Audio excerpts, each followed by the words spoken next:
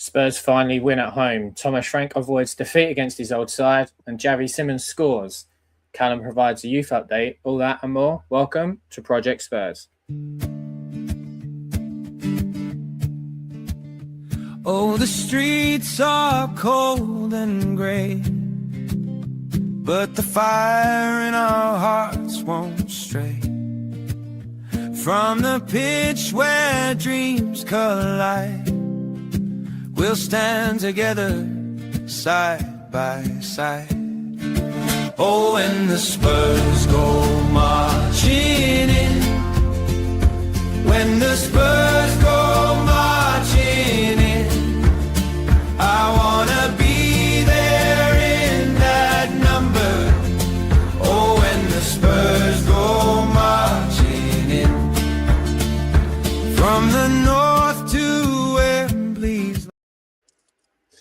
Hello, listener. Everybody around the Tottenham universe, welcome to Project Spurs, joined by a couple of people today. First up with Kieran's first debut here on the channel, and is joined in with our fan shows, and then Phil joins back once again. Callum will be joining us shortly. He's just got in from work, bless him. So he'll be joining us. He should have got off work early to come and get on the show. But as I say, welcome to the show. Good week overall for Spurs. An important victory at the weekend, which was, on top of an important away point up at Newcastle. For Saturday, we were very good. Enjoyed being there. Probably one of the better games, especially in performance as well as atmosphere. Kieran, welcome to the show. You watched it on a very legal stream at the weekend. How did you see the game from yourselves? And obviously, welcome to Project Spurs. Thank you for having me. The game itself, even from like very early on, there's a clip going around at the moment, but you could tell that we were just different in terms of we were actually fully going for it. Obviously, seeing Javi Simmons finally start, I think, was a boost in itself for the team. But the fact that there was a Van de Ven pass from... he went past a Brentford attacker and he just fizzed it into Javi Simmons, who's in like the centre circle. And that sort of progressive pass is something that we've missed massively. So from the get-go, you could see that we were going for this game. And I was so glad that, one, obviously it worked out, but two, we didn't stop. We didn't stop trying. Even when we were 2-0 up, we were still going for the third, because Tottenham so often get their goal and we've just seen us wait for the inevitable. So Saturday was... a massive indicator. One, Xavi is ready. I think a lot of us have known that. And it's now a hope that Thomas Frank can see that. Like, if he doesn't start tomorrow in the Champions League, fair enough. But week in, week out, he is our creative outlet. Because at the moment, teams are seeing Kudus doubling up on him, tripling up on him, and we don't have much else. So playing them two, the interlinking passes from them two, and just the movement, the rhythm was unbelievable to see. Absolutely. Phil, great result coming off an important point up at Newcastle. And I thought, Newcastle, we were probably going to struggle there. We've got a good point. We've gone and beaten really what could have been a massive banana skin for Thomas Frank. How did you see things on Saturday? I was like delighted. I was amazed. I was excited. It's everything I'd hoped for, Obviously, there was quite a lot of pressure on Frank and probably on the team as well, coming off, getting that point. But again, needing that home result and the big build-up with, Thomas Frank against his old employer. There was obviously a big kind of backdrop story to it. And I was just delighted, as Kieran said, within the first couple of minutes, you could see that the passing was more progressive, that we were playing faster, that we were playing with more aggression. Players were jumping into tackles and 50-50s, with more aggression. There was a bit of pressing where needed. Although I wouldn't say we were hustling them all over the pitch, but we were just, we were closer to the ball. And you could see that from the get-go. And as Kieran said, Mickey, putting a couple of balls, straight into midfield. It was even, Bentancur getting some of the balls quicker from the defence, and then actually turning and passing it into Gray or, into Kudus, or obviously Xavi, or even Mwani actually, because of course he played as well. And I just thought from the get-go again, great balance, as well, great speed, great energy. That's what we've been waiting for. That's what we've been hoping for. That's what we actually know, that Thomas Frank can get a team playing like that as well, right? Yeah. That's how Thomas Frank wants to play. He doesn't want to park the bus and play. Honestly, I believe that. Having watched him over the years, and I'm just glad. I was WhatsApping in all of my Spurs groups. Some people were saying I was being a bit too optimistic, but I was so excited just to see us finally play with a bit of energy, and quicker. Absolutely, Kieran. It brings up some great points there. There was some energy there, and there was a forward-thinking mentality for the majority of the game. Do you think it was Thomas Frank going in there because he knew Brentford inside out, that he knew how to attack them, and he wasn't being as reserved or quote-unquote scared when he's coming up against this particular opposition because he knows them so well? Or have we just slightly turned the corner now? I really hope it's not because it was Brentford. If that makes I don't want this to be he knew a little bit, so this was the game that he could go and really attack. Because for a team like us, this should be obviously bar the top 4, top 6. This should have been regular business for every home game. This shouldn't be a one-off because he knows their system, and obviously Keith Andrews was under him. So I'm really hoping that in the long term that this is Thomas Frank realising that we are better than a lot of the teams we play. This shouldn't be a twice a season when we play Brentford. So when we play Forest at the weekend, I'm really hoping he goes with the same team and goes with the same energy and pressure, because we are not, with all due respect to Brentford, we're not Brentford. We're a lot better than Brentford. So this has to be a turning point now, hopefully. Callum, welcome back. Thanks for joining us and getting back from work so quickly. We appreciate you joining us again. You were there on Saturday with me. How did you see things from the south stand? Because I was in I was behind the dugout and the media section. Not that I got media passes or anything, just I paid to sit there. But you were in the south stand. I feel it was a really good atmosphere from minute one. How did it feel for you over behind the goal there? And what was your assessment of the game overall? Yeah, no, it was good, to be honest. It was positive, realistically. I think there must have been a supporters group behind me because they didn't shut the hell up, to be honest, realistically. There was something that they were singing. There was songs from the 70s, there was songs from the 80s. Archie Gray got called Archibald for all the way through. Realistically, it felt comfortable, I think is the best way of putting it. Obviously, there wasn't booing apart from for the officials, which was quite good because they was dross at the best of times. But no, it was a good game. It felt like Spurs, let's put it that way, compared to how we've been in the past, where it's felt like crap, if you get what I mean. We're not all as lucky as you, though, Gary. We don't spend £100 on a ticket and all that. I still haven't spent anything on said ticket yet. I still owe someone for the ticket in the South Stand, so I will get there eventually on it. But it just felt good, didn't it, realistically? And seeing what we did see just felt a lot more uplifting compared to how we have been. And that's our first home Premier League win, since Burnley. So three months now, or 4 months back in August. So ironically, I was at that game as well. It was quite fun. And me. So I must have a winning streak. Yeah. We've won. Yeah, I know, but you've been to all the other games since, so I think you're the jinx. I went there on the last 2 that we've won, so I don't know how that works. Are you going to be there against Liverpool? That is the most important question going. Will you be there against Depends on Liverpool? how skint I am by then, because I've still got to buy If more you are- Christmas if you presents. are that so, lucky gem, we will see. If you are the lucky gem, we will start a GoFundMe right now on Project Spurs, and we'll get you at that game to make sure that we win. I'm there on Tuesday, so if we win on Tuesday, we won't start that GoFundMe because then I'm probably slightly lucky. So we'll see how that goes. But from where I was sitting, I sat next to a very nice South Korean man that spoke fantastic English. He was absolutely loving it. And it made the game really exciting that there were so many people around me that were so into it.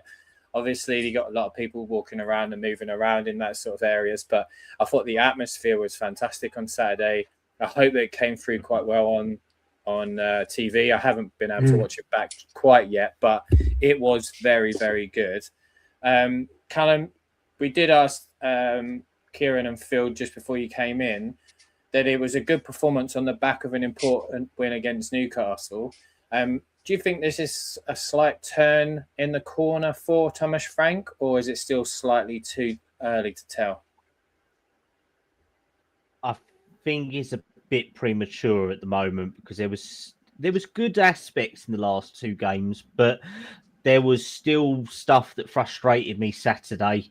There was still stuff that frustrated me Tuesday. Let's put it that way. So I'd rather not jump the gun and say that we're going to be perfect because there was still certain parts of Saturday which left a lot to be desired. Let's put it that way, mate. But I think there was at least we actually saw patterns of play. We saw attacking intent. We've been crying out for this since August now, so we're starting to see it. But now after our team's dead again after this press conference today, so I mean, you never know. We might be back to 11 behind the ball again. Let's put it that way. Well, we'll cover those bits later on in the show. Before we sort of break down other elements, we've got a couple of guests that pre-recorded some thoughts for us. If you are watching this, be it live or later on, or you're listening to it on Spotify, and you want to get involved, just send me a DM on Twitter, and we'll get you on a future show. But as I say, we've got a couple of people sending in their thoughts. This is Michael from the Pride of North London. Good evening, Gary. This is Michael from the Pride of North London. So, our thoughts about the game today, a good result considering all what we've been through recently. You would take a 2-0 win at the start of today. Xavi Simons, good for him to get his first Premier League goal, of course. And, there's going to be a much more positive outlook now. Certainly for the next couple of days, if we beat Slavia, we can build a bit of momentum. Hopefully, today was just about the result. We've done well to get a point against Newcastle. Romero stepped up, of course. 2 goals midweek. Tough opponent, tough place to go, Newcastle. That's good. Win today against a decent Brentford side. Hopefully, looking better going forward.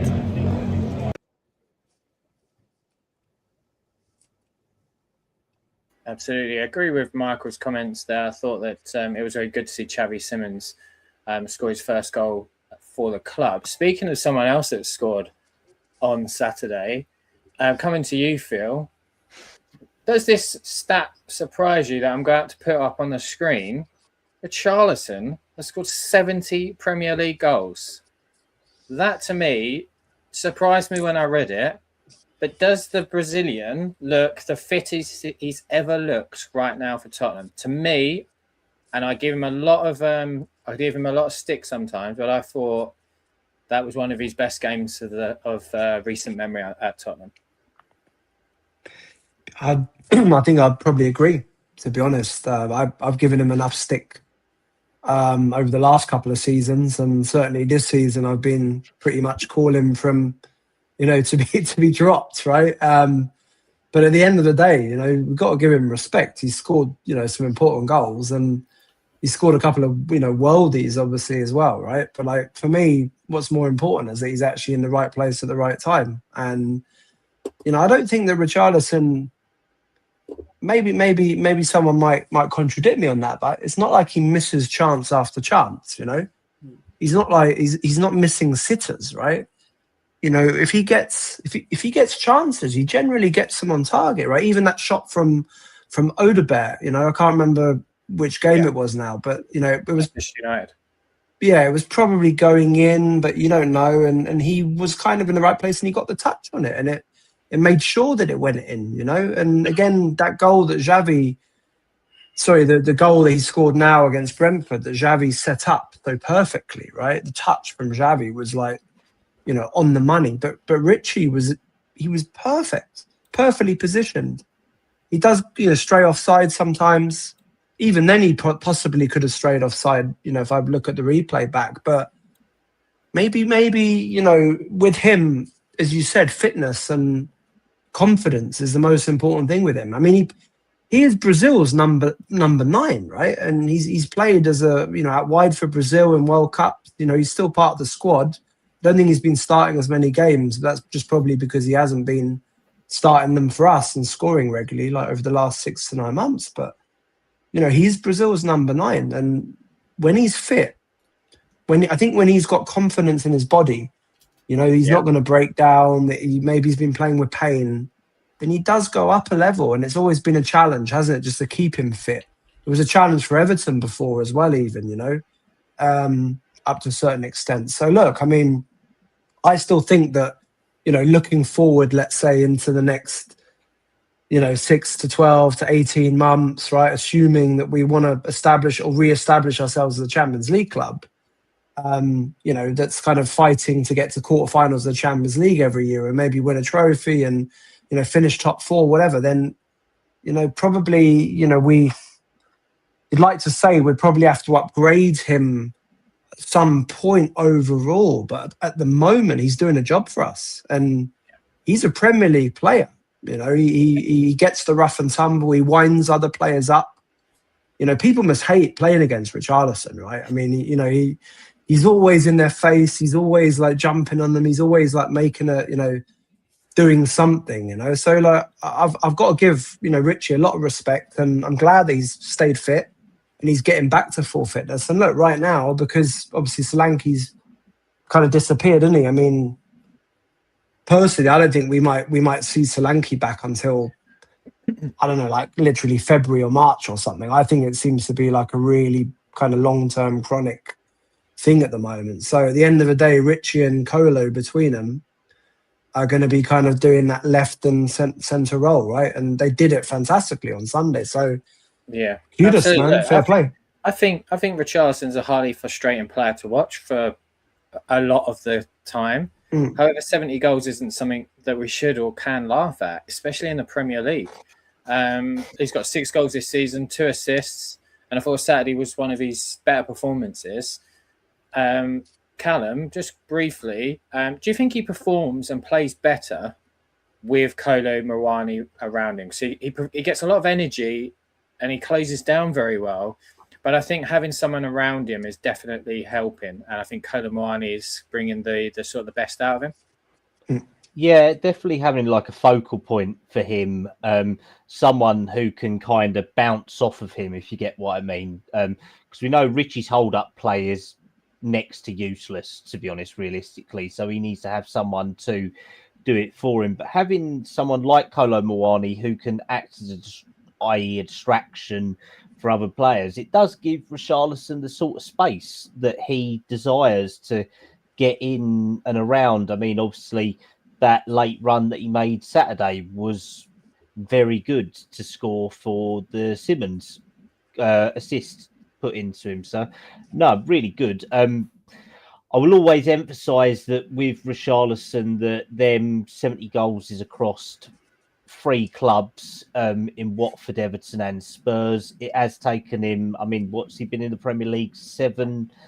He's been with us 3 to 4 years, maybe 7 or 8 seasons to get there. I'm not poo-pooing it, and I am not Richie's biggest fan. I do think he goes through purple patches, and I think he is one injury away from a hospital bed, which is the most frustrating because there is a good player there at times. But Saturday was so frustrating for me. And like you said, sitting in the South Stand at in the second half. I mean, that lino must have loved him because he was literally just standing there with his flag in his hand, just waiting to flag him offside.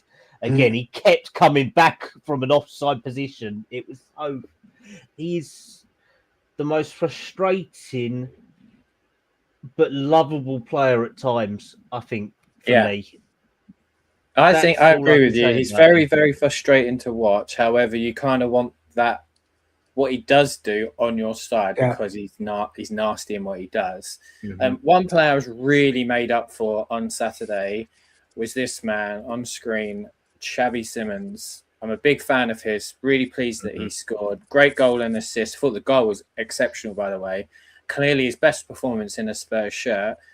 Kieran, will Xavi now kick on following the excellent performance on Saturday?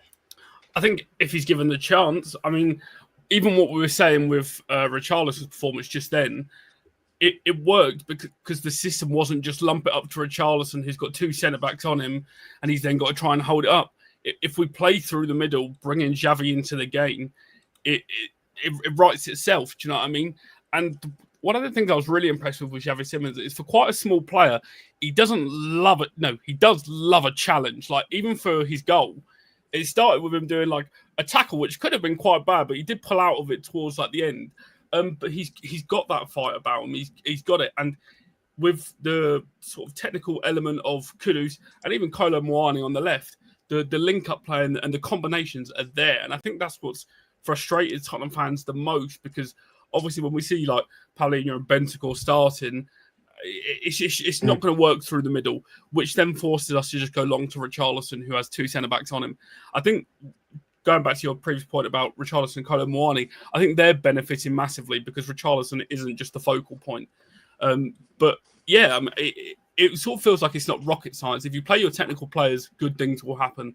So hopefully now that game wasn't just a one-off, and Thomas Frank knows that he can trust him, albeit an average Brentford side, but still a game that we could have struggled with. Bear in mind, we dropped points to Wolves at home. So you can take it with a pinch of salt, but it should be the turning point now for him. Yeah, I agree. I just certainly hope so. Thomas Frank mentioned as well before the game that he's been working really hard in the gym. And this photo here, I mean, he looks a unit for a small guy. I mean, look at him there. He looks a good big boy. And I thought he looked better on Saturday. He looked more confident on the ball. He looked more physical in those challenges, like you said, Kieran. You know, he initially lost the ball. He wins it back and then takes it, you know, from inside his own half and to score. And obviously assist as well. Could have even performed well. Kieran, you made a fantastic point, though, that the double pivot there is probably aiding him.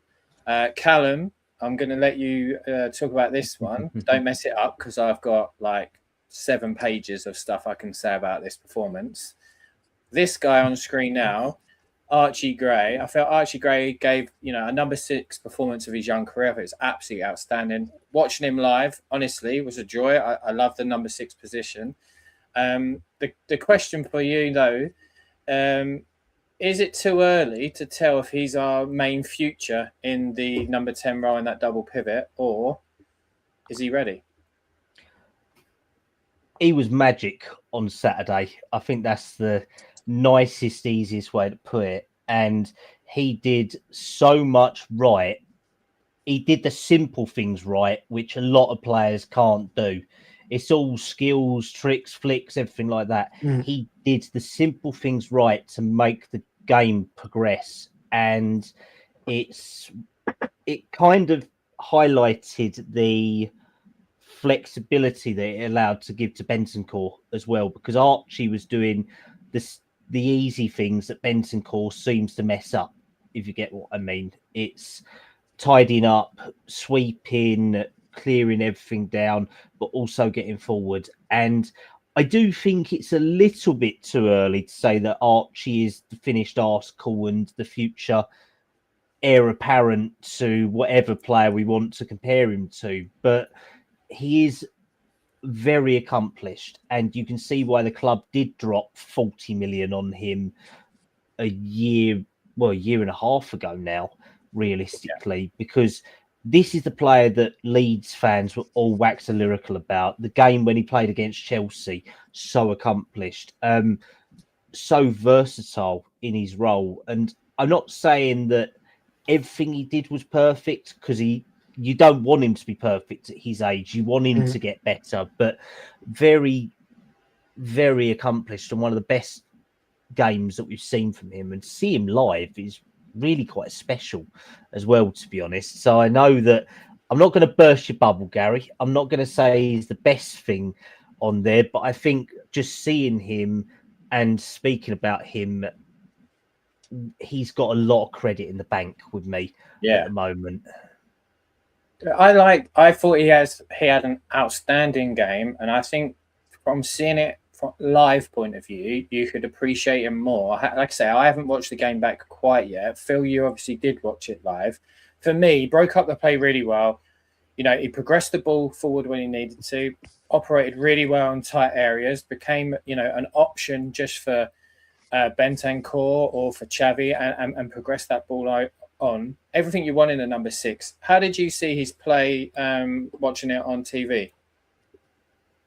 I agree with both of you guys. Thought he was outstanding. You know, every facet of his game pretty much in that performance was on point.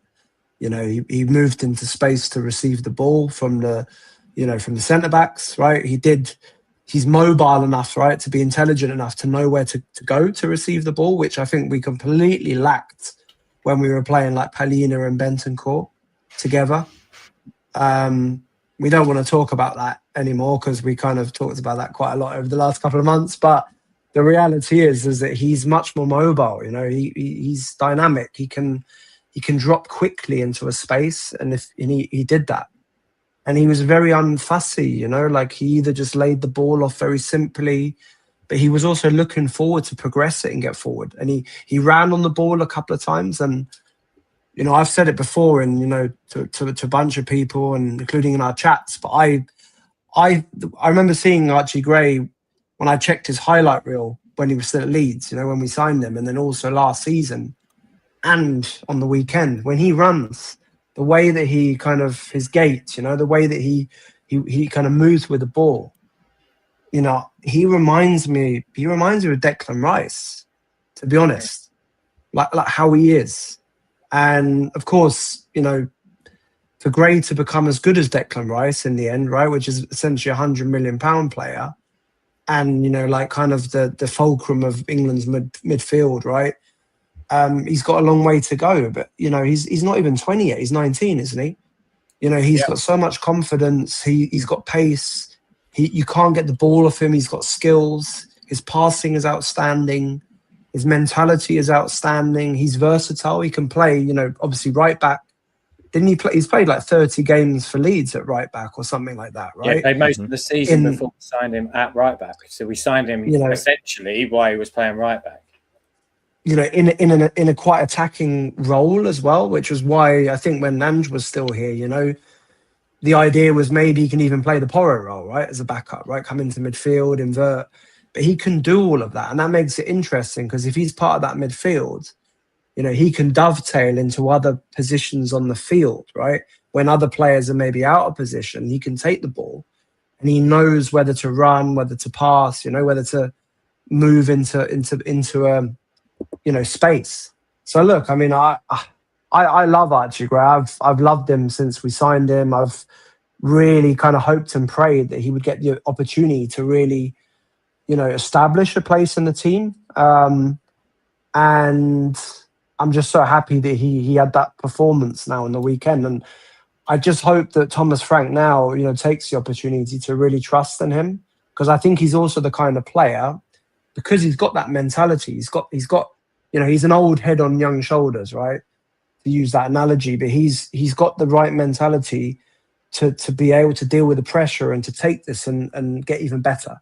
But I think he needs a run of games, and I hope that Thomas Frank, you know, he doesn't need to play him tomorrow. Maybe, you know, tomorrow he doesn't need to play him. I think he could do, but I'd just like to see him, you know, get let's say out of the next 10 games, potentially play 7 of them or something like this, and in midfield, because I think he's good enough now to do that. And, my last point on it is I think Thomas Frank has kind of realised a bit anyways that, the Palina Bentancur partnership didn't really, bring enough, right, in terms of the team. And as we said before, I don't think Thomas Frank was looking to play ultra defensive with those guys, in all honesty. I think Thomas Frank has wanted the whole time to play more progressive through midfield, but the people, or the individuals that have played there, and maybe the balance around them hasn't enabled that to really work. And this was a bit of an eye-opener, I think, And it also just it allowed Bentancur actually to play with a bit more freedom. And Bentancur's better when he kind of has, I would say, less pressure on maybe being that more defensive-minded player, right? Like you could see yesterday, he had a bit more, he didn't have to worry maybe so much about where he's standing, like is he near the, on his man? I don't know, right? He seemed to be a bit freer, Bentancur, as well. But it gives us a lot of opportunities, I think. Kieran, just briefly on Archie Gray, I've noticed as well, every time he's played for Thomas Frank, it's been in that central area. He hasn't moved out to either of the fullbacks as of yet that I can think off the top of my head, unless I am mistaken. Only left back earlier in the season, mate, in one of the one in the cup games. Yeah, is it Doncaster? I think it was either that or Copenhagen, weren't it? So I think it was Doncaster. So look, he's been one of the games playing slightly out of position. So it looks like this is somewhere that Thomas Frank clearly wants him. Obviously wanted him at to Bournemouth as well.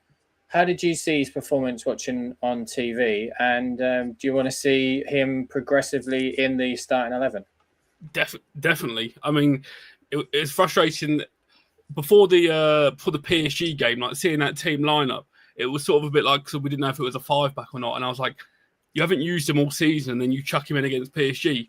But he didn't look out of place on that pitch. Obviously, their quality and skill came through eventually. But I think we've said it like a lot about that game, but that Brentford game needs to be the eye-opener. He can trust in these young players. He can trust in Archie Gray, because for all of, Paulinho and Bentancur's defensive abilities, I think he's not far off, but I think he offers a lot more in terms of passing, in terms of risk-taking, which I know Thomas Frank's very big on duels and, not losing the ball, which I get that, but he's brave enough to make them pass, and he's also technical enough with his feet to get out of spaces, to play 1-2. So it just needs to be, like Philip said there, a run of games. Like I said, I'm not expecting tomorrow. Maybe tomorrow he can go with Paulinho and Sarr. Do you know what I mean? But that's where we have these options. We can do that, but we do now need to, because we're a couple of months into the season. So the core of the team really needs to start to form. So obviously we've got our back four. Just get some stability within that midfield, rotate them game by game in terms of substitutions. But the likes of Gray, the likes of Simmons need to be starting most games now, I'd say. Absolutely agree. We're going to go to one of our regular friends on the channel, Dylan, and he's got some thoughts he wants to share with us.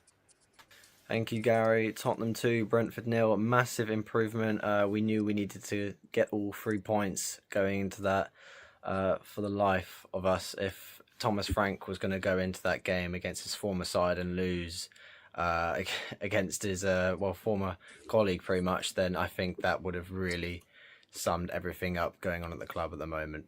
Considering as well how lackluster our home form has been. I think the last time we won a Premier League home game, correct me if I'm wrong, I think it was our first against Burnley in that 3-0 win. But yeah, no, it was just a very strong performance. We probably should have had about 4 or 5 goals, but their goalkeeper, Keller, was on point today. But one thing that wasn't on point was Brentford as a whole. They really, really struggled. We just absolutely dominated them. I know that their fans have said themselves that they just are really struggling away from home. It's sort of been the opposite for us. I mean, we've been struggling in many areas, but home is where we've struggled the most, and finally have managed to bash that in the head a little bit. So this is something to work on now. We've got Slavia Prague next in Champions League. Big game, big test for Frank. They played our rivals a couple of weeks ago and they lost 3-0. Hopefully we can go and do pretty much exactly the same thing to them and get a confident win. But nevertheless, Xavi Simons finally coming off the mark. Gets his first goal for the club and even assisted the first goal of the game for Richarlison, who's also actually been in pretty decent form. Again, I believe it's 18 goals in 26 starts for him. So he's actually having a pretty decent season. Fair play to him. He's needed this probably more than anyone. But the talk of the hour is Xavi Simons. It was a fantastic goal by him. He really, really needed to get off the mark, probably more than anyone, especially considering how much we paid for him. And that's been a big talking point throughout all the headlines, how much, how expensive he is. He's been compared to Wirtz of who's the biggest flop. I think it's all absolute nonsense. Give a player a season or two, and they will flourish. And he's a young player. He's a young lad. He just needed to get off the mark. He was probably lacking in confidence a bit, and maybe him being on the bench is probably what he needed to just sort of get a feel of the game, a feel of the surroundings. Maybe just chucking him straight in wouldn't have been the smart idea. Maybe Thomas Frank knew what he was doing, but finally gets his goal. Big up the Spurs. Great game. Very, very confident. I want to see more of that. I want to see more of that against Slavia Prague in the Champions League. I just want to see more of it in general. This is something to build on. This was a great win. Just want us to be finishing those chances better. Should be scoring more. I want to see more of that. But thank you very much. Appreciate it. Back to Gary. Come on, you Spurs. Thanks again, Dylan. That's Dylan Coys. You can find him across all social media. Does some great stuff on YouTube as well. Also, I thought a decent performance. Guillermo Vicario with clean sheet at home after being booed last week by his own fans. It seems to be a good reaction, Phil. A lot of links, however, are reportedly having him moving away from the club into Milan, to be specific. Do you think this is an overreaction with links, with those links, or are you I don't know, for some reason I've lost you all. I can hear you. Yeah, hang on. Then you. Hello. We're all coming in. There, we're all coming back now. Yeah, we're back. For some reason we lost you. Let me just go over that because I mumbled one way through while you were just all gone. What's different to normal, mate? Yes, it's true. There's a lot of reports linking with Vicario with a move away from the club. Do you think that's an overreaction to last weekend? And are you happy that he did get quite a few cheers when he came out? Very, very loud, actually.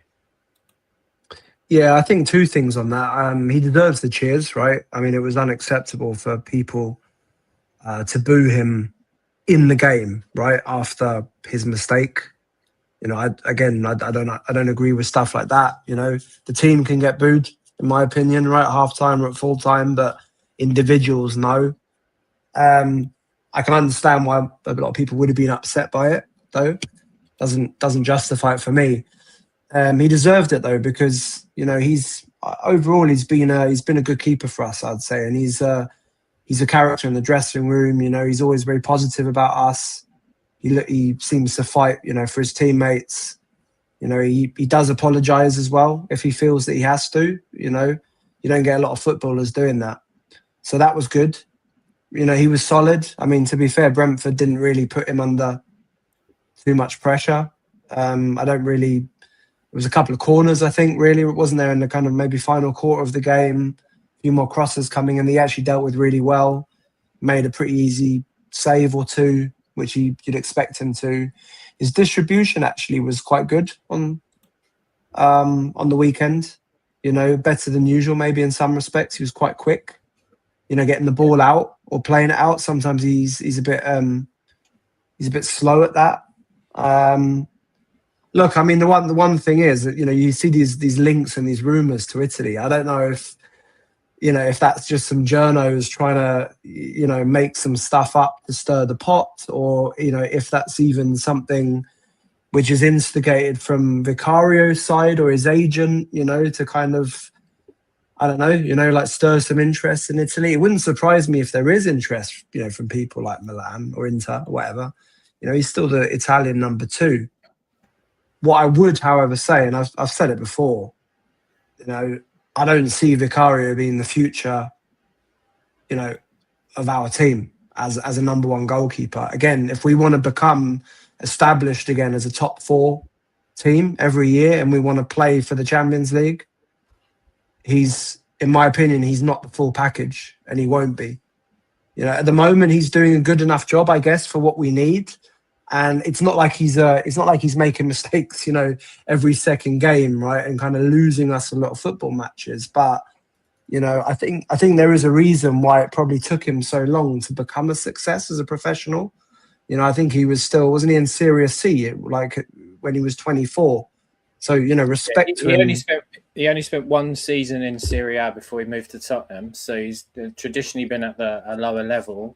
The 1 season obviously was good, and then moved over to Tottenham. So you think that he hasn't had an awful lot of time at a higher standard, and he's going to make those mistakes. And just coming to you, Kieran, on Vicario, because there has been a lot of calls for Kinski to come in, and especially as well in the press conference today, Thomas Frank was asked about Kinski and does he start? Where are you with Vicario and the Kinski debate? I mean, I think a lot of us were wanting Kinski to start earlier on in the season, and then, not to be disrespectful, but he essentially threw away that Newcastle game for us. With I think it was especially the second goal where he tried to come out and collect it, and he's a young keeper. It's difficult for Vicario because obviously the booing was bang out of order, but it was more a culmination of everything rather than like obviously him. But unfortunately, he got the brunt of it. Like Philip said, I think he is upgradable if we're wanting to really push on, which is a shame because I know obviously he loves the club. I think his parents are at like every away game, so he is one of them players that buys into the club. And I'd love nothing more for him to then cement his place and evolve and adapt. But as it stands at the moment, he isn't quite to the level. But with every game that goes on, like the Brentford game, if we're solid, then there's no real reason to panic massively. I'd have no problem with Kinski getting say the Slavia Prague game tomorrow or something like that. But I think on the basis, Vicario's shown enough to not have to worry about Kinski for the moment, I'd say. Yeah, I agree with you. Thomas Frank was asked in the press conference today about Kinski. He said, "I'm very happy with him and he has a good future ahead. You just have to keep training well and keep doing everything to improve on the training pitch every day." Callum, does that kind of read that he's not progressing as well as he was expected, and that's probably why there's not a lot of game time there? Or are we fully invested, fully on the Vicario as number 1? I think it's a mix of both, because from what I heard earlier in the season, Kinski hadn't developed enough for Frank and his team in respect of being a starting keeper. We know what we get with Vicario, don't we? We get some great shot stopping, some confusion and some flappy hands, and then he does a moment of magic and you just think brilliant, and then he does something completely wrong and then has a go at his centre-backs for his mistakes. So it's kind of like a comical Marx Brothers sketch when you're watching Vicario play all in one game. But I don't think Kinski is the answer yet. I think there's a good keeper there, but it's like Kieran said, he's not ready. He's not all there, I don't think. You give him certain games, but if anything, I would say that probably Austin is most likely more of a safe option at the moment if we were going to do it. But it's unfair to say that Vicario's done because, there's interest from Syria. Do they have the 40 million that Spurs are going to want to get back from him, to be honest? Because he's still got a contract till 2027 or 28. So, not really. I think Vicario is our first team keeper, and to improve on him, we're going to be looking at either homegrown in Trafford at 40 to 50 million, Verbergen, or you're going to throw 70 million at Diogo Costa, the one from Porto, aren't you? That's the thing. To get a first team keeper now, you're coughing up big money.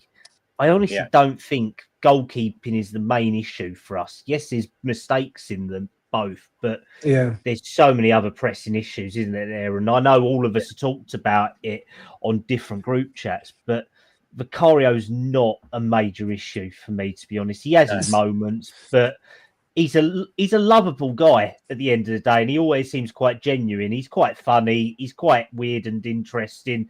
We kind of like that with our keepers, don't we, to be honest? It's just the way that it's been at Spurs for so long.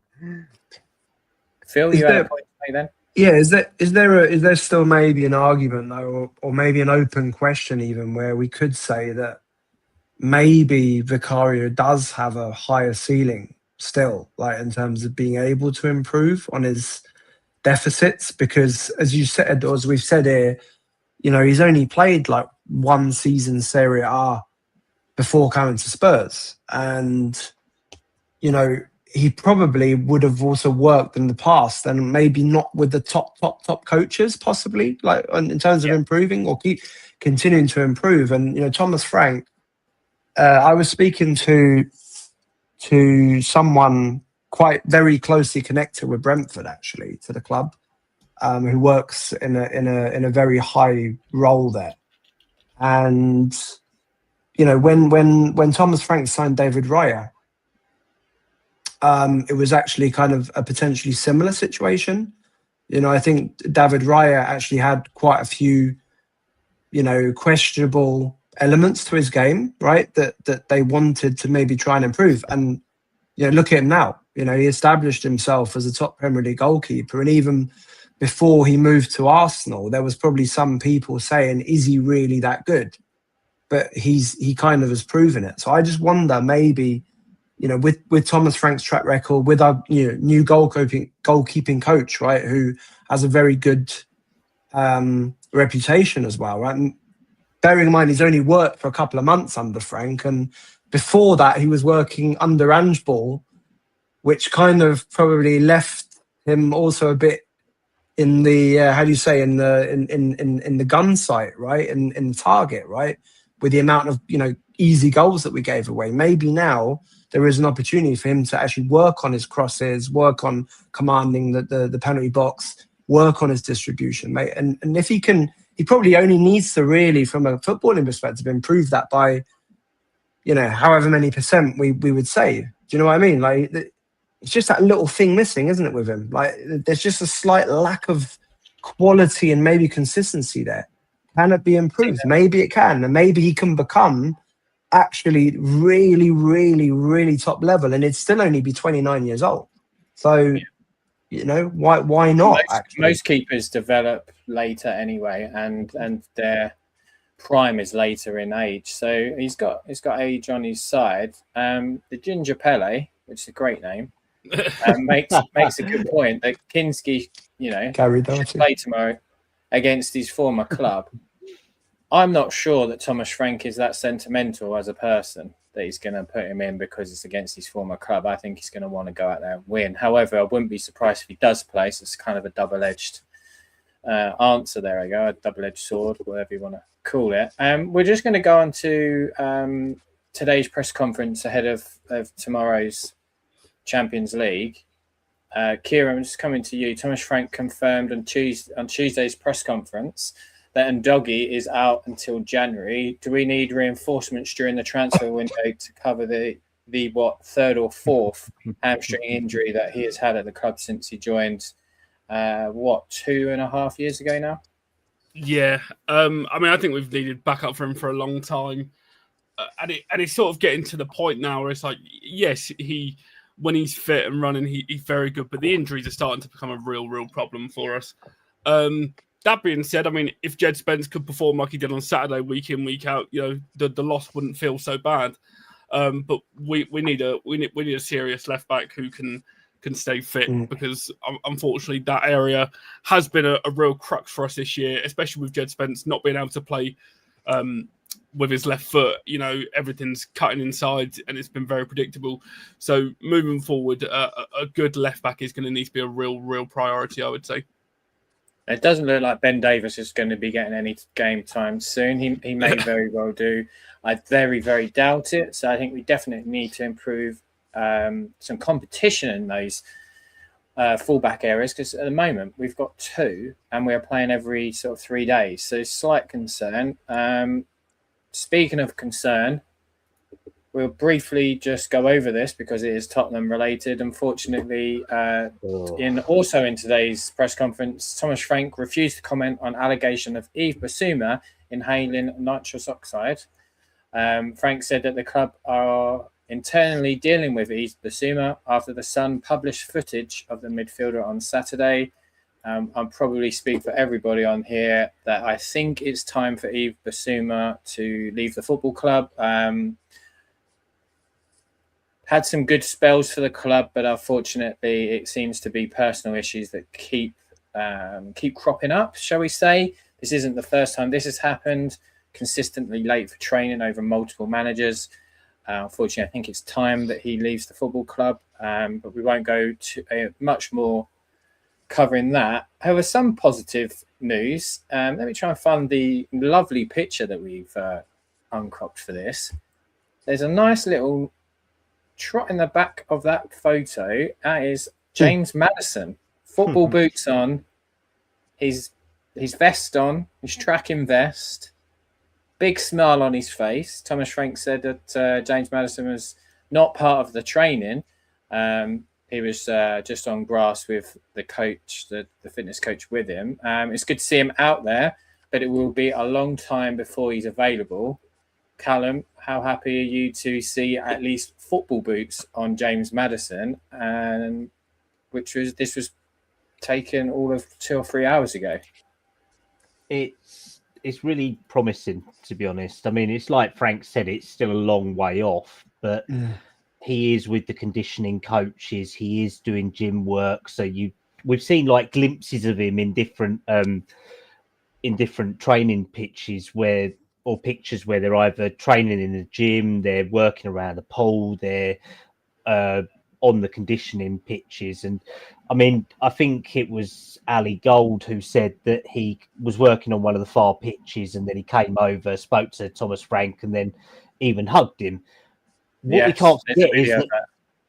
can't forget is that Maddison is actually part of this leadership group as well here. Yeah. So we've got Romero, Van der Ven, Maddison, and I believe one other, maybe Ben Davies, who are all part of this leadership group. So even just being around the squad and giving Frank a hug, it shows that we've at least got a united squad compared to, say, Liverpool with their shambles they've got at the moment. So even this is more positive seeing this. And it's not just Maddison, it's obviously Solanke and Kulusevski have been seen recently in different training clips. So it's stuff to look forward to. We're not saying it's tomorrow, we're not saying it's next week or the week after this.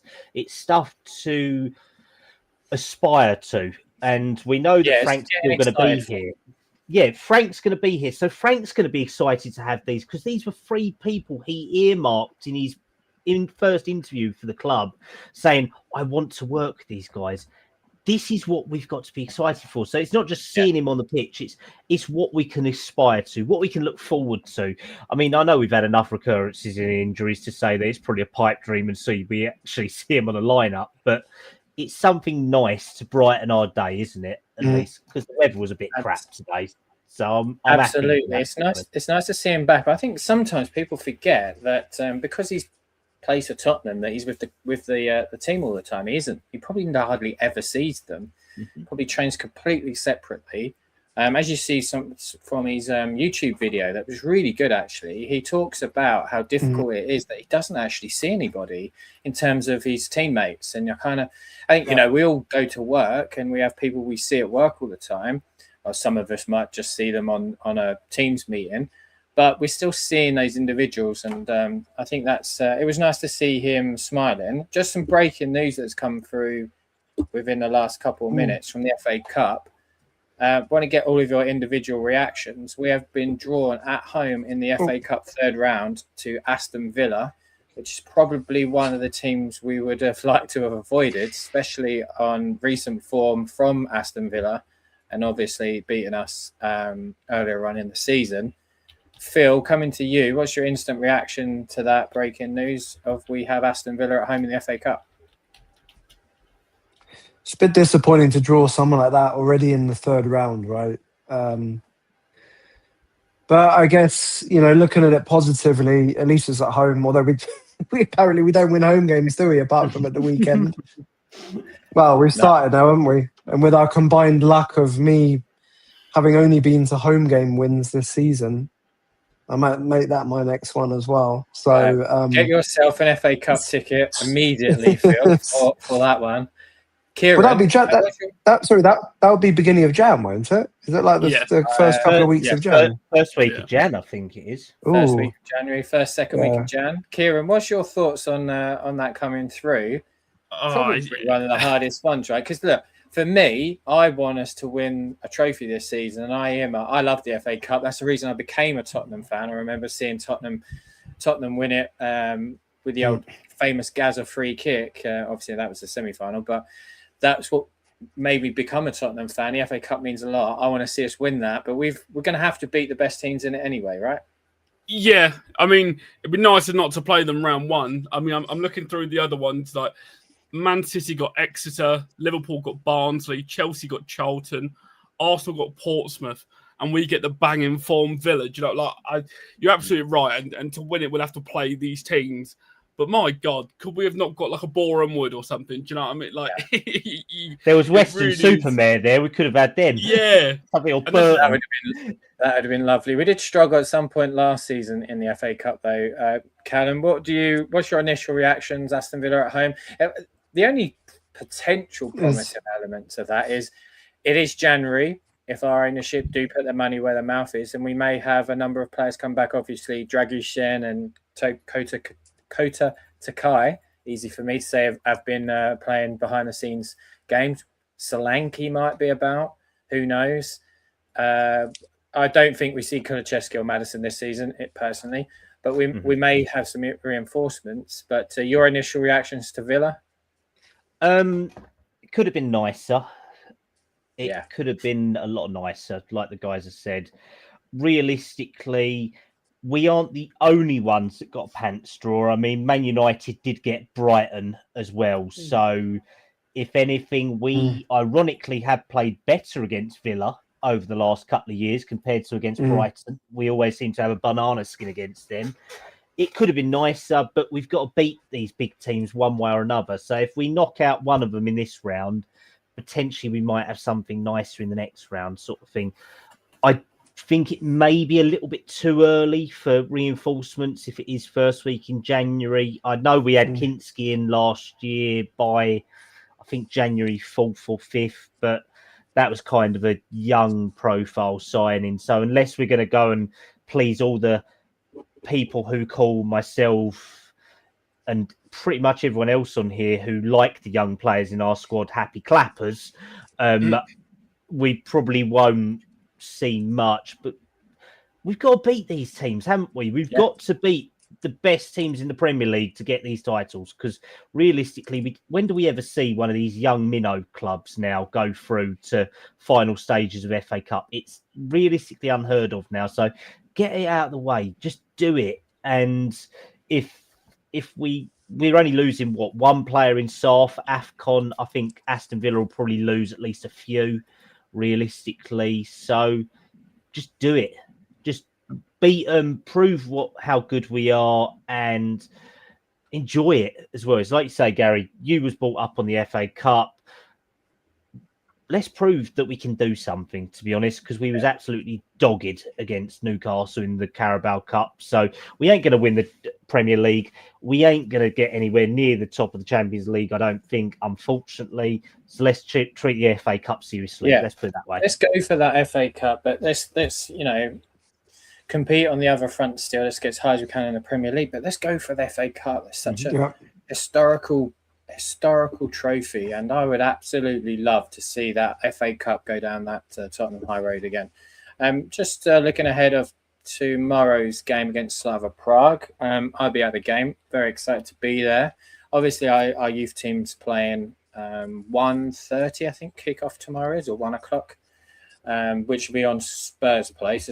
If you have the ability to watch that live, do so. It's always a good watch, the Youth Champions League. However, Thomas Frank has said ahead of tomorrow night's game, and looking at his selection, he said, I like the performance against Brentford, but there will be a bit of rotation. Phil, your initial thoughts of where that rotation may come? Yeah, I'm not sure that he's going to play Kinski tomorrow. I think he might stick with Vicario. But if he plays Kinski, I'm also fine with it, to be honest. Yeah. I'm absolutely fine with it. I still think Kinski's, a better keeper than he's maybe, looked to be in a couple of his appearances, and he's going to need a run at some point as well to be able to prove that. Also behind a more stable defence, let's say, as well, right? I would imagine that he might. Well, Udogi's obviously injured, isn't he now? Otherwise, I would have said he might actually have rested Porro again, but I guess Porro didn't play anyways, or play the full game. So I'd imagine that he doesn't have many choices, does he? He's probably going to have to play Porro and Spence right and left back, I would imagine, unless I don't think he would. He'd put like Mickey left back tomorrow, unless if he did that to be able to rest someone else and then put in Danso. Danso is going to play, I would imagine. Anyways. Yeah, I would imagine Danso plays. I mean, I'm not opposed to Mickey at left back. I think maybe we could get away with the same back line we had at the weekend and start with, and then maybe move some things in the middle. Kieran, coming to you, where do you see sort of the main rotation for tomorrow? Is especially in that double pivot, though, we're going to play a double pivot. Who is that two for you? I reckon. I think he'll go back to Paulinho and Sarr possibly. While you were talking, I was thinking I wouldn't even be surprised if he went back to try and Bergvall in the 10. I don't know why. I don't want that to happen, but just if he's going for full rotation in terms of how many minutes people have played, I'd imagine we'll have an Odegaard start. Possibly he'll play Brennan Johnson off the right. Again, this is me not knowing how seriously he's going to want to take it, because obviously Champions League, we are 16th in the table, so we do need to put out enough quality to win the game. Like, this isn't just a gimme. So I'd want him to go. I've always been on the side of I'd much rather he starts strong and then we can take people off, because every time we try rotating like 11 changes, it never goes well. So hopefully it's still a strong enough side, but I'd imagine that midfield pivot will probably be Paulinho and Sarr, I would think.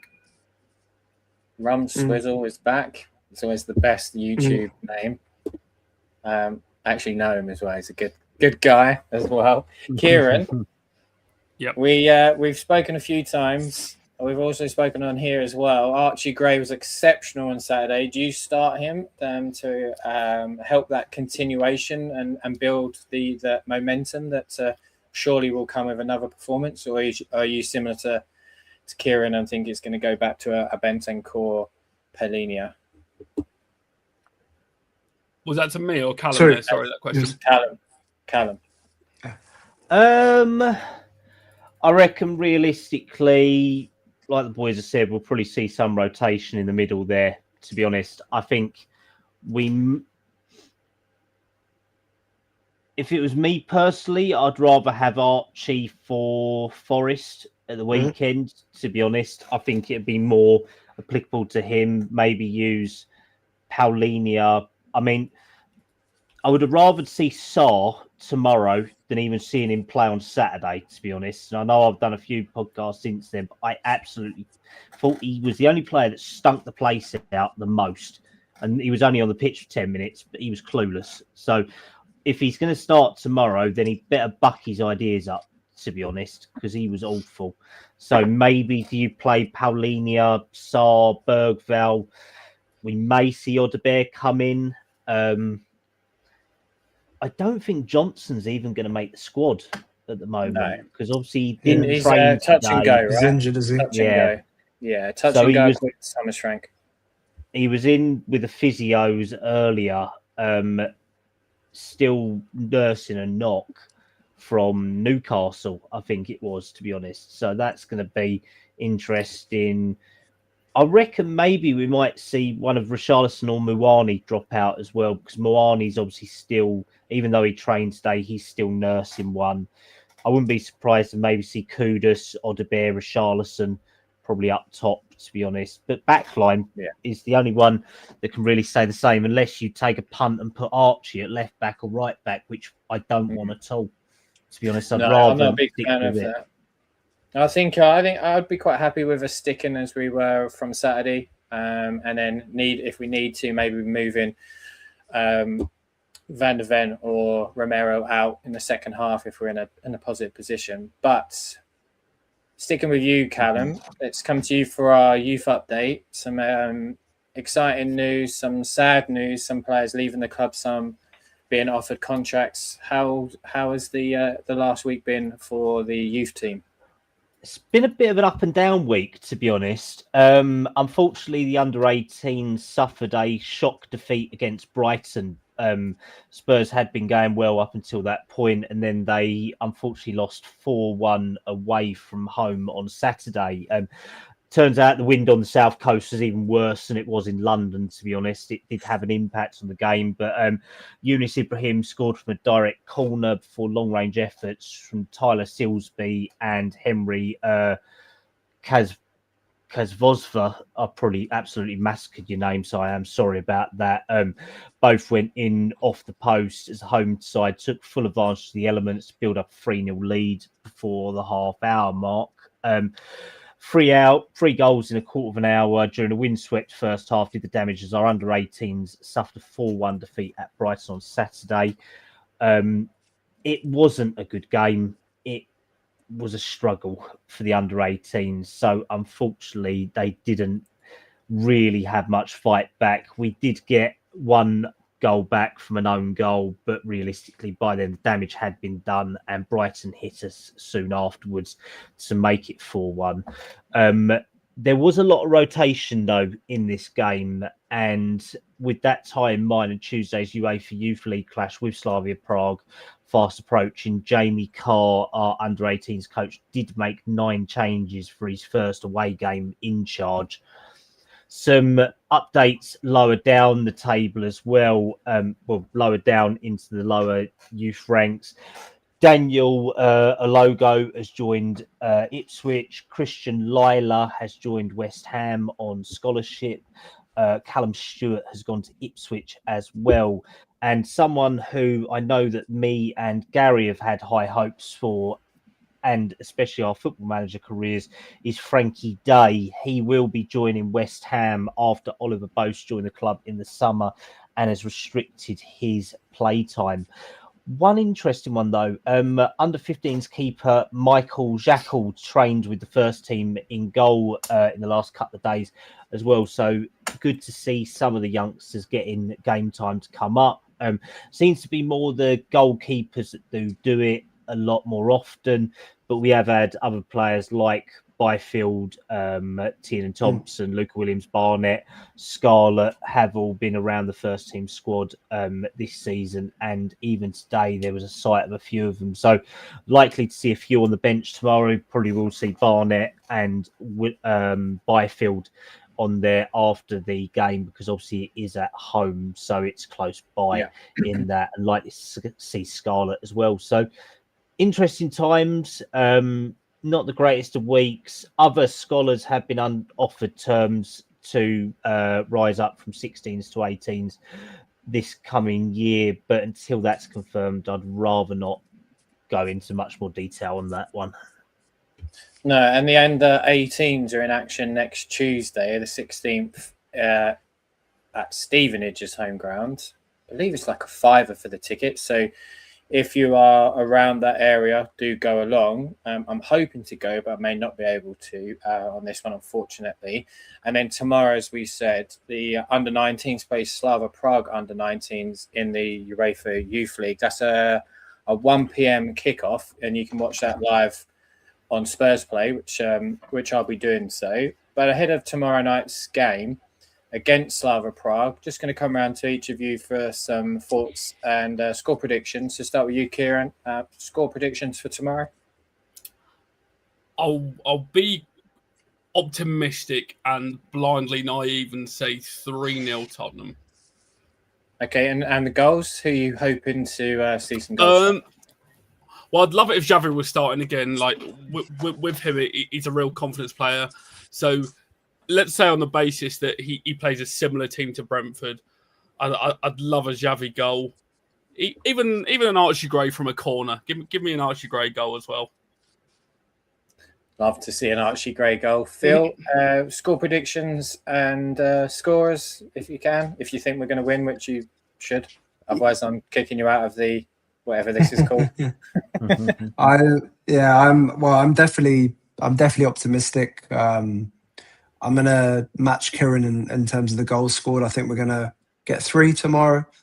I'm not sure we're gonna be able to keep 2 clean sheets in a row at home, especially with maybe mixing out some of the players. So I think I'm gonna go with a 3-1. Xavi, I think, is gonna score again, and I was going to actually say it would be nice to see Tell get a goal, but of course he's not even in the squad. So maybe well, actually I don't really care. But a 3-1 win will do us nicely, to be honest. And hopefully we just play on the front foot again. You know, I think that's what everyone wants to see, isn't it? Tomorrow, whoever plays. Absolutely. Rumsford's always thinking 3-0 as well. Before coming to you, Callum, for yours. Just looking at Slava Prague, they're unbeaten in their last 5 games. They've won 4, drawn 1. That draw came in the last Champions League fixture at home to Athletic Bilbao. The last defeat came also in the Champions League. That was at home, and they lost 3-0 to Arsenal. In those 5 games, they've scored 5, 6, 7, 8, 9, 10, 11, 13 goals in their last 5 games. And then prior to that, again, another 2, 4, 6 games unbeaten. So they're no joke as a team.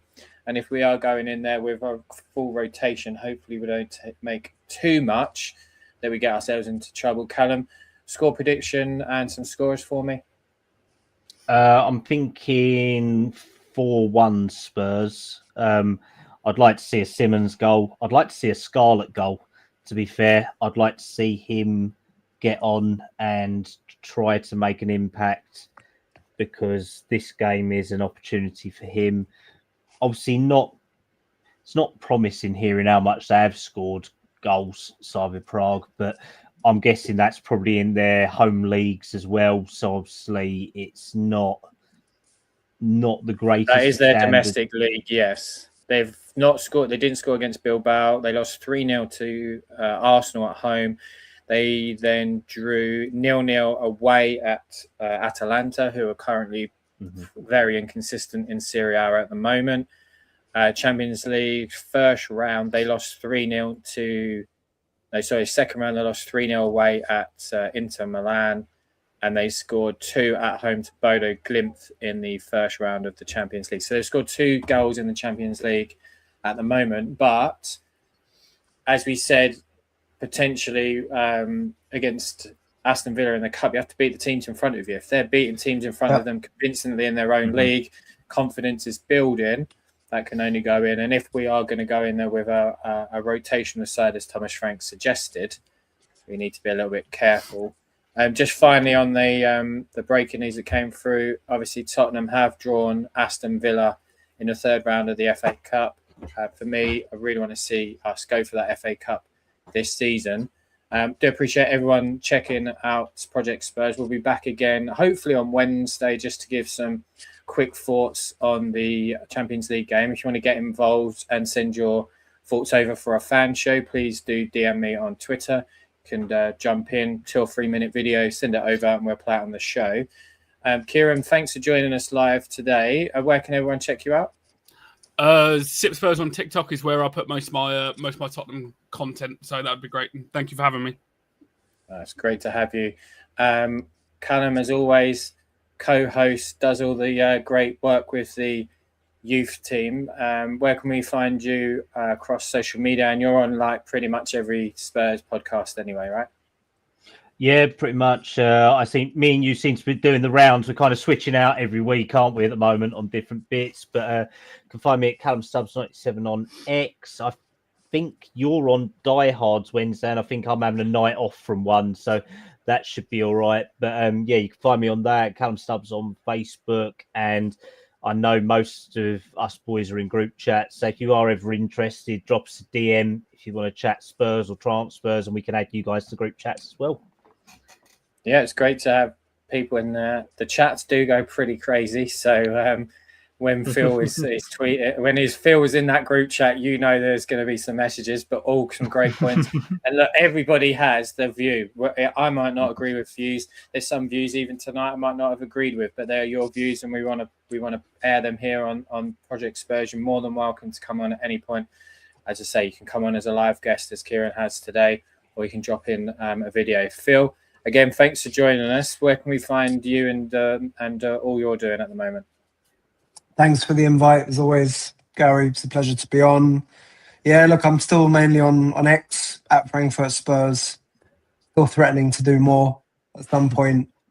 Still got to do that Bundesliga show as well, which I will start at some point. But yeah, You've I'm got just your on first X, guest guys. here. I'm ready to talk Bundesliga action. Let's do it. So yeah, check me out at Frankfurt Spurs. Looking forward to the next one. Good evening. Yeah, absolutely. Let's hope for a positive result tomorrow night against Slavia Prague in the Champions League. Hopefully we'll be back. Well, we will be back on Wednesday. It may just be me, or maybe me and Callum and a couple of others. Just sending in your videos. Let's hope for that positive. Let's get those 3 points, and then off we go up to Nottingham on Sunday. But as always, thanks for joining us, and come on, you Spurs.